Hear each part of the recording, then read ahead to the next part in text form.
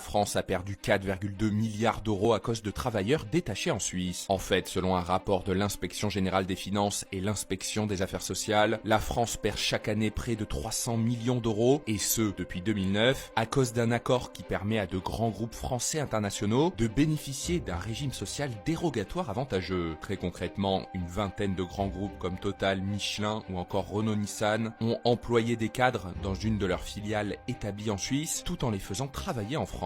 Soit une sorte de travailleurs détachés qui ne sont pas affiliés à la sécurité sociale tricolore, mais à l'AMAL, c'est-à-dire au régime d'assurance maladie helvétique. Et donc l'avantage pour ces groupes est d'acquitter des cotisations sociales nettement moins élevées qu'en France, une pratique qui n'est pas illégale sur le papier, mais s'apparente à de l'optimisation sociale. D'après le rapport, c'est près de 4500 salariés qui auraient bénéficié de ce statut entre 2016 et 2022, et ces salariés affichent des salaires qui dépassent les 500 000 euros annuels, en, je cite, déroulant une carrière internationale et bénéficiant de cette dérogation pendant 6 ans. Depuis 2015, c'est donc 4,2 milliards d'euros de cotisations non perçues dont la France aurait eu besoin pour financer notre modèle social, payer les retraites, l'assurance maladie, etc. Selon France Info, les ministères sociaux et Matignon ont pris la décision de dénoncer cet arrangement au nom de la recherche d'économie, mais en revanche, il sera impossible de récupérer les 4,2 milliards d'euros qui se sont échappés depuis 2009.